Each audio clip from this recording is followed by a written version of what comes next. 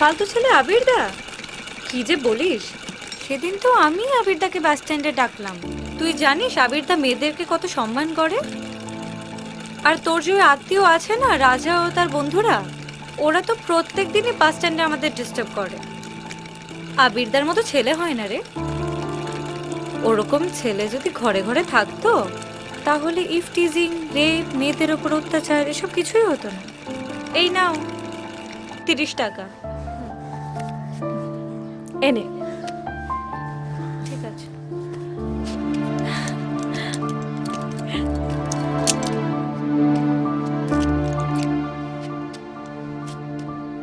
আবির আছে বলে আমাদের মতো গরিব মানুষগুলো এখনো খেয়ে পড়ে বেঁচে আছে।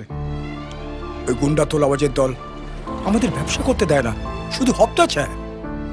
আবির আছে বলে ওর এখন আর ভয় আসে না। দাঁড়ান 1 মিনিট।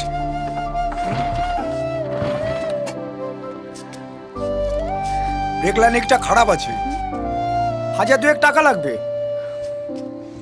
এতগুলো টাকা? আরে বাবা, কতগুলো কাজ করতে হয় বলুন তো। ঠিক আছে। এটা এখানকার রোজকার প্রবলেম হয়ে দাঁড়িয়েছে ডাক্তারবাবু। পয়সা দিয়ে রোজ রোজ কত জল কিনে খাই বলুন তো। হ্যাঁ, আমাদের থেকে সরকার ট্যাক্স নেবে, ভোট নেবে, চাঁদা নেবে, আর একটু দেওয়ার বেলা খাবার জল দেবে না।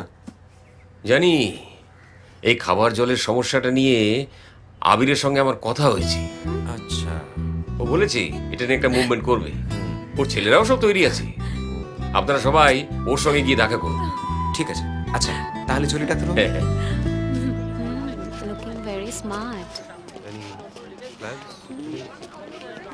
রাহুল যে এমন ক্যারেক্টারের সেটা আমি জানতাম, কিন্তু আবির না না, ও নিশ্চয়ই এমন হবে না। আমি ওকে চিনতে এতটা ভুল করতে পারি না। তুইও চিনিস আবিরকে? তুইও মানে? তুইও চিনিস নাকি? হ্যাঁ, আমার ভাই তো ওর কাছে জিম করে। জিম? না না না, জিম না, ব্যায়ামাগার, ইন্ডিয়ান স্টাইল। কোথায় ওটা?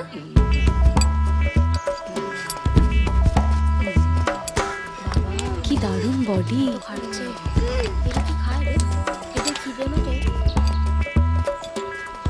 আজকের আধুনিক জিম নতুন কিছু নয়, আকাশ থেকে উড়ে এসে পড়েনি। মনে রাখবে, বহু বছর আগে ভারতবর্ষের বুকে নিয়মিত ব্যায়ামের চর্চা হতো।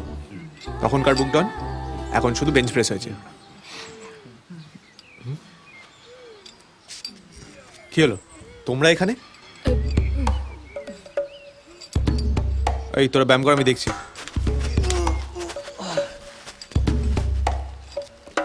কি সুন্দর। কি? ওই বিবেকানন্দ? না মানে আমি আমার ভাইকে নিতে এসেছিলাম। নিতে এসেছে যখন নিয়েই যাও। 10টা টন বই রাখতে পারে না, জিম করতে এসেছে। সারাদিন শুধু খাচ্ছে আর ঘুমোচ্ছে।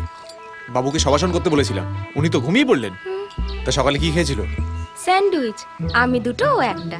সেটা দেখেই বোঝা যাচ্ছে। উফ, এই ফাস্ট ফুড, এই ফাস্ট ফুডটাই তোমাদের জেনারেশনটাকে নষ্ট করে দিচ্ছে। না গায়ে জোর বাড়ে, না মনে। আর এই জন্য তোমরা মেয়েরাই দায়ী।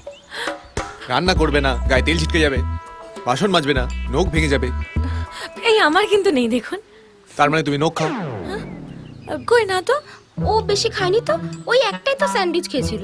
এই তুমি চুপ থাকো। সারাদিন শুধু রাস্তার খাবার খাবে আর টিভি দেখবে। আগে এদেরকে শাকসবজির চচ্চড়ি খাওয়াও, তারপর জিমে আনবে। চচ্চড়ি? আমি জানি তুই এখানে কেন এসেছিস। ওই তো যে ওষুধটা বললাম, ওটা আজ রাত্রে খেয়ে নিন। হ্যাঁ হ্যাঁ, রাতের মধ্যেই কমে যাবে।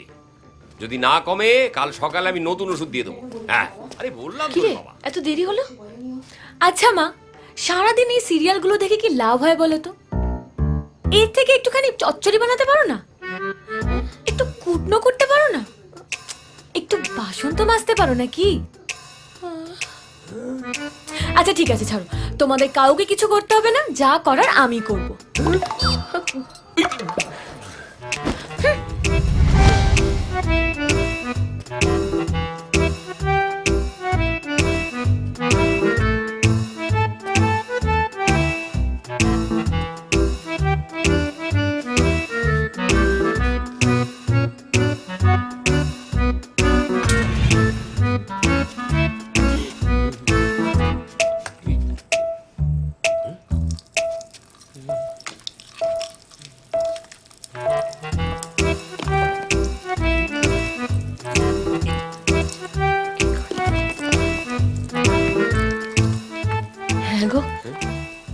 হঠাৎ কি হলো বলো তো মেয়েটার?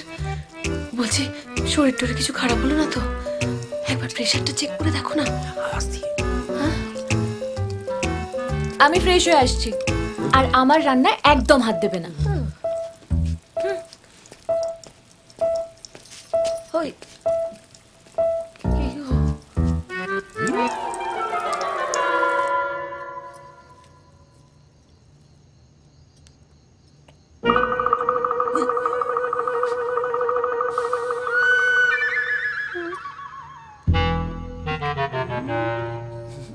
কি হলো? খাবার ভালো হয়নি? ভালো ভালোই তো। ভালোই তো হয়েছে। ভালোই তো। তবে কি জানিস তো মা, অন্য সব কাজের মতো রান্নাটাকেও শুধুমাত্র পার্ট টাইম করলে হবে না। এটা একটা আর্ট। যখন যে কাজটা তুই ভালোবেসে করবি, দেখবি সেই কাজটা তোকে ততটাই ভালোবাসা ফেরত দেবে।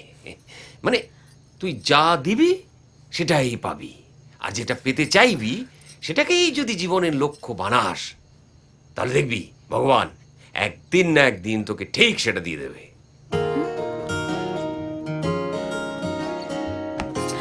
এই, ওকে, চললি কোথায়?